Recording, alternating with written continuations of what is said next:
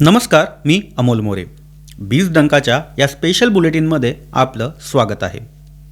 केंद्रीय अर्थसंकल्प 2026 आणि 27 मध्ये भारताच्या औद्योगिक आणि तंत्रज्ञान क्षेत्रासाठी अत्यंत महत्त्वाच्या तसेच दूरगामी घोषणा करण्यात आल्या आहेत. देशांतर्गत उत्पादन क्षमता वाढवणे, आयातीवरील अवलंबित्व कमी करणे आणि भविष्यातील अत्याधुनिक तंत्रज्ञानासाठी आवश्यक संसाधनाची खात्री करणे या उद्देशाने केंद्र सरकारने ठोस पावले उचलली आहे. अर्थमंत्री निर्मला सीतारामन यांनी सादर केलेल्या या अर्थसंकल्पात समर्पित रेअर अर्थ कॉरिडॉर उभारण्याची घोषणा करत आत्मनिर्भर भारताच्या दिशेने एक महत्त्वाचा निर्णय हा जाहीर झाला आहे. या रेअर अर्थ कॉरिडॉरच्या माध्यमातून ओडिशा, केरळ, आंध्र प्रदेश आणि तमिळनाडू या 4 खनिज संपन्न राज्यांना एकमेकांशी जोडण्यात येणार आहे. सरकारी अंदाजानुसार या 4 राज्यांमध्ये देशातील सुमारे 65% अधिक रेअर अर्थ खनिज साठे उपलब्ध आहेत. या भागांमध्ये बंदरे, औद्योगिक क्लस्टर आणि लॉजिस्टिक्स सुविधा आधीपासूनच अस्तित्वात असल्याने उत्खनन प्रक्रिया आणि वाहतूक खर्चात 20 ते 25% घट होण्याची अपेक्षा व्यक्त करण्यात येत आहे. या कॉरिडॉरचा मुख्य उद्देश उत्खननापासून अंतिम उत्पादनापर्यंत एकत्मित पुरवठा साखळी निर्माण करणे हा आहे. रेअर अर्थ घटक हे आधुनिक तंत्रज्ञानाचा कणा मानले जातात. इलेक्ट्रॉनिक वाहने, पवनचक्क्या, मोबाईल फोन, सेमीकंडक्टर, संरक्षण उपकरणे आणि स्वच्छ ऊर्जा क्षेत्रासाठी हे खनिज अत्यावश्यक आहे. एका इलेक्ट्रॉनिक वाहनासाठी सरासरी 2 ते 3 किलोग्रॅम रेअर अर्थ घटक लागतात. तसेच पवनचक्कीसाठी सुमारे 600 किलोग्राम स्थायी चुंबकाचा वापर होतो. सध्या जागतिक रेअर अर्थ उत्पादनापैकी 70% अधिक पुरवठा एका देशावर अवलंबून असल्याने जागतिक पुरवठा साखळी अत्यंत संवेदनशील बनली आहे. या पार्श्वभूमीवर नोव्हेंबर 2025 मध्ये सरकारने रेअर अर्थ स्थायी चुंबक उत्पादनासाठी विशेष योजना सुरू केली होती.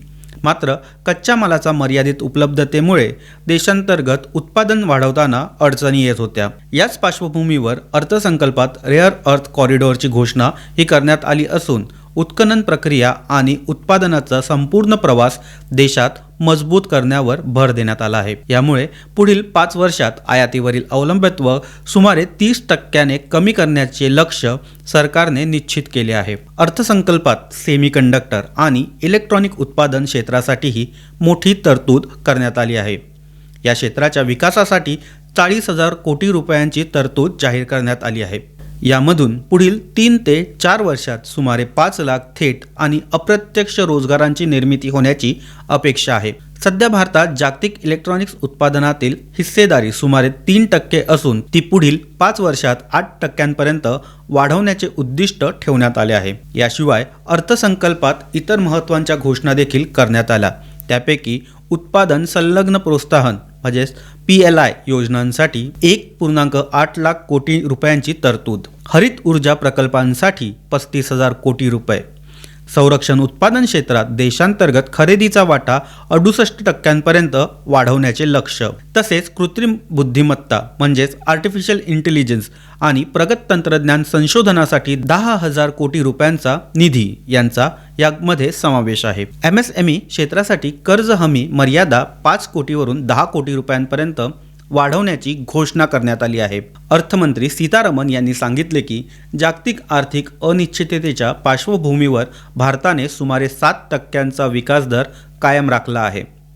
गेल्या 10 वर्षात सुमारे 25 कोटी लोक दारिद्र्य रेषेच्या बाहेर आले असून सुधारणांमुळे भारतीय अर्थव्यवस्था अधिक सक्षम झाल्याचे त्यांनी नमूद केले. युवक, समावेशक विकास आणि दीर्घकालीन शाश्वतता या 3 स्तंभावर आधारित हा अर्थसंकल्प असल्याचं त्यांनी स्पष्ट केलं. याशिवाय स्टार्टअप आणि डीप टेक इनोव्हेशनसाठी स्वतंत्र फ्युचर टेक फंड स्थापन करण्याची घोषणा करण्यात आली असून यासाठी 15,000 कोटी रुपयांची तरतूद करण्यात आली. औद्योगिक प्रशिक्षण संस्था ITI आणि अभियांत्रिकी महाविद्यालयांमध्ये अभ्यासक्रम अद्ययावत करण्यात येणार असून उद्योगांच्या सहकार्याने स्किल टू जॉब मॉडेल राबवले जाणार आहे. लॉजिस्टिक खर्च कमी करण्यासाठी मल्टीमोडल ट्रान्सपोर्ट हबचा विस्तार, तसेच डिजिटल पायाभूत सुविधांसाठी 5G आणि आगामी 6G संशोधनाला चालना देण्याची घोषणा देखील अर्थसंकल्पात करण्यात आली.